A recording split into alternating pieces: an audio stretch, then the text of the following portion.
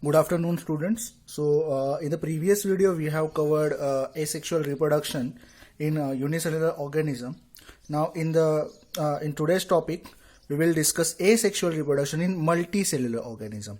जैसे हम लोग ने लास्ट वीडियो में यूनिसेलुलर ऑर्गेनिज्म का देखा. Okay, so let me repeat again. हम लोग ने लास्ट वीडियो में we have discussed about binary fusion. Okay, then after multiple fusion, and then after we went to budding, right? But in this video we will talk about asexual reproduction in multicellular organism. So first topic, I mean to say the first type of asexual reproduction, that is fragmentation. Okay, fragmentation means what? To divide one piece into two or multiple pieces. Okay, means we are going to do the fragments. Okay, see, this type of asexual reproduction occurs in a multicellular organism. Okay, fragmentation किस organism में दिखता है हम लोग को? Multicellular organism में. Okay, in this type of reproduction, the body of parent organism breaks up into many fragments. Many fragment means many parts. So this is the parent organism, and this parent organism is getting divided into two parts over here. Okay, into many fragment. यहाँ पे दो ही parts दिए हैं, but many fragment में भी ये divide हो सकता है. And each fragment starts to live, and हर एक fragment खुद का खुद live होना start होता है, खुद का खुद survive करना as a independent. Okay, each fragment starts to live as a independent new organism. Okay, so this type of reproduction occurs in algae like Spirogyra. Algae मतलब आपको पता है शैवाल, right? जैसे अपन मराठी में बोलते हैं शैवाल, ठीक है? Algae like Spirogyra and sponges like Cycon.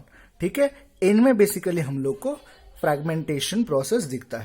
So let's start regeneration. Okay, you may know that the wall lizard breaks up and discards some part of its tail in emergency.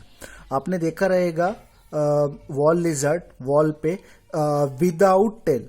Okay, wall lizard without tail आपने बहुत बार देखा रहेगा, या फिर sometimes you have seen कि वो क्या करती है, that lizard breaks up and discards. Okay, अपना जो टेल है वो टेल का पार्ट वो क्या करती है, कट करती है और उसको थ्रो आउट करती है. Okay, in case of emergency. ठीक है, so discarded part is regenerated after a period. मतलब जो पार्ट उसने डिस्कार्ड किया है, लेट्स से कि हमारे पास ये वॉल लिजर्ड है. Okay, my drawing is not so good. Okay, so this is wall lizard, consider. Okay,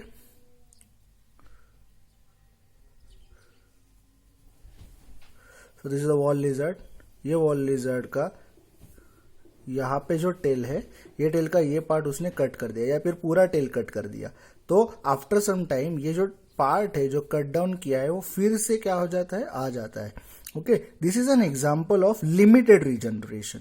तो ये जो जनरेशन है that is limited regeneration. Okay, but however under certain situation an animal planaria, so this is the example of planaria, breaks up its body into two parts. Breaks up its body into two parts and thereafter each part regenerate. Okay, अगर आप देखोगे Planaria ने for example दो part में, यहाँ पे तीन part उन्होंने दिए हैं, राइट? ओके, सो तीन पार्ट दिए हैं. तीन पार्ट का हम लोग अभी डिस्कस नहीं करते, खाली ये और यही पार्ट ले लो आप. ठीक है, ये पार्ट और ये part. Okay, so this part now it is breaked up.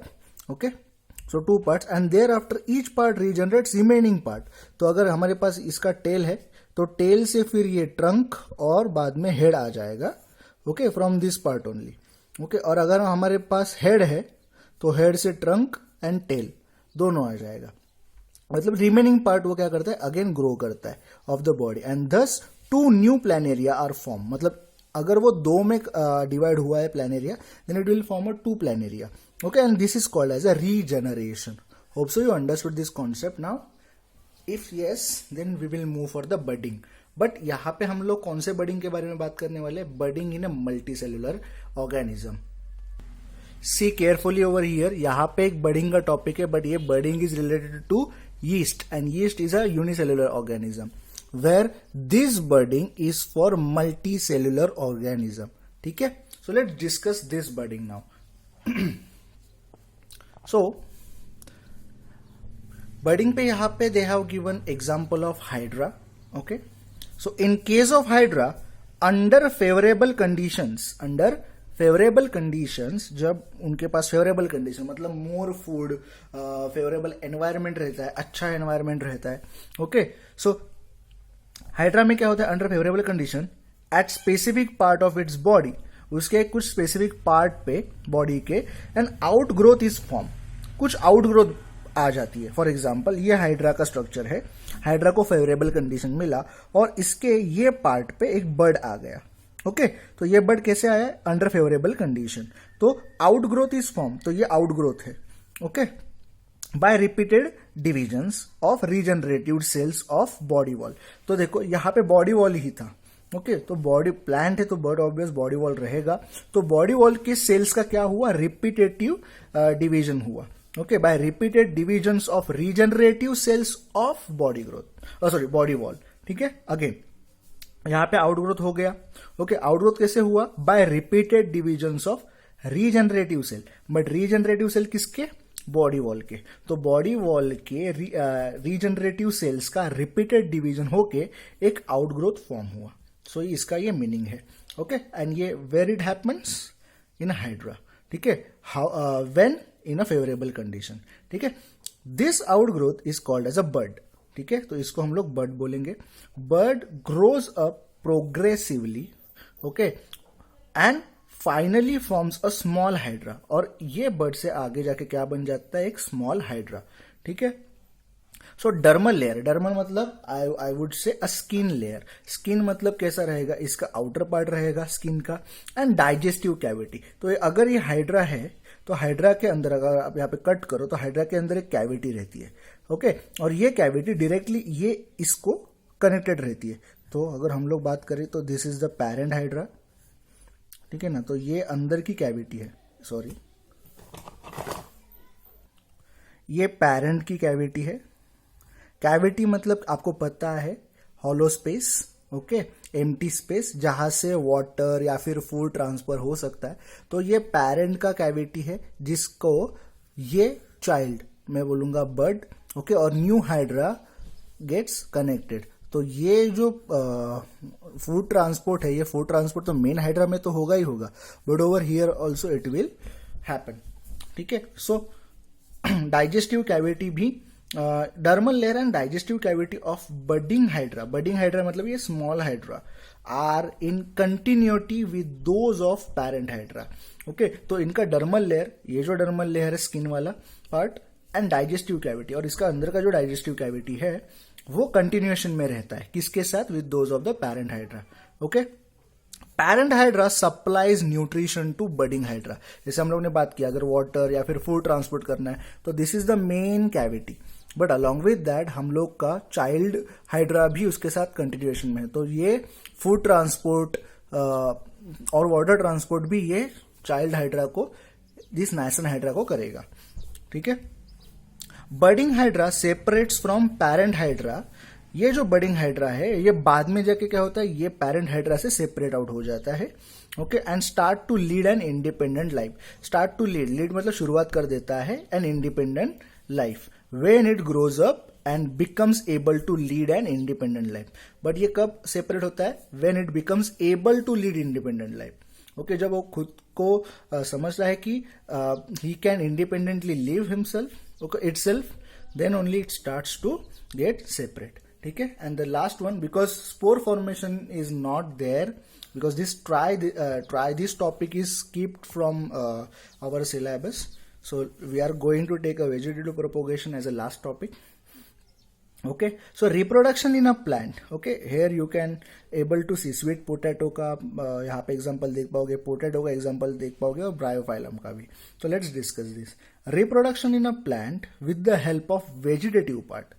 Okay, reproduction होगा plants में, but कैसे होगा, फ्लावर वगैरह से नहीं, अलग कुछ मटेरियल से होगा. कौन से, रूट से होगा, स्टेम से होगा, लीफ से होगा, बर्ड से होगा.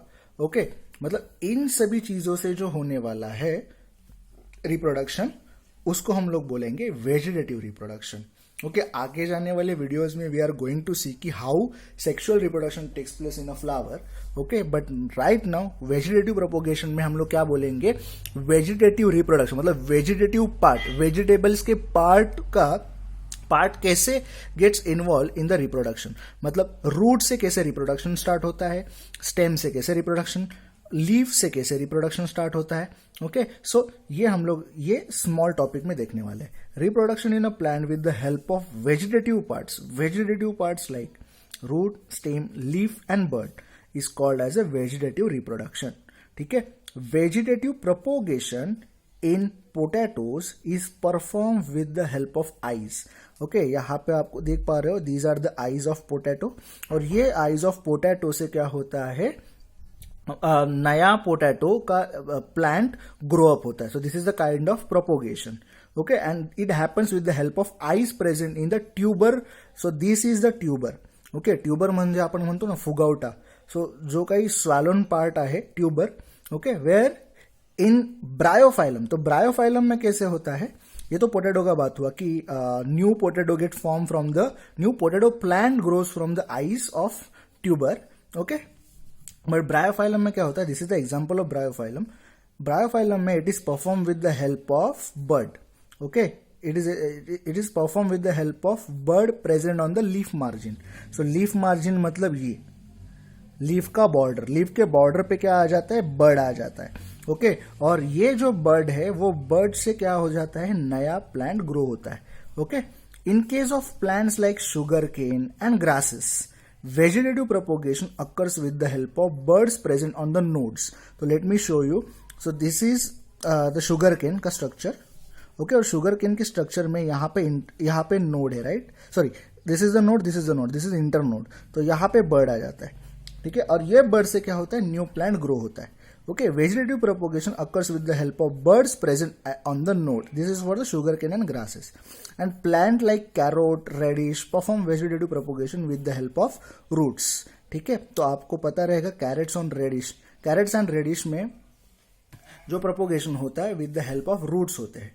ठीक है so hope so आपको vegetative propagation समझा है.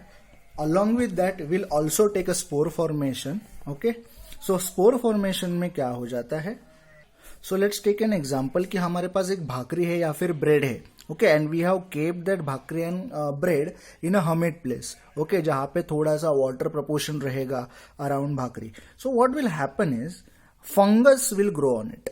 फंगस का स्ट्रक्चर कैसा रहता है, सो लाइक दिस. तो यहाँ पे वो फिलामेंट रहता है, ट्यूब लाइक स्ट्रक्चर, और यहाँ पे स्पोर रहते हैं.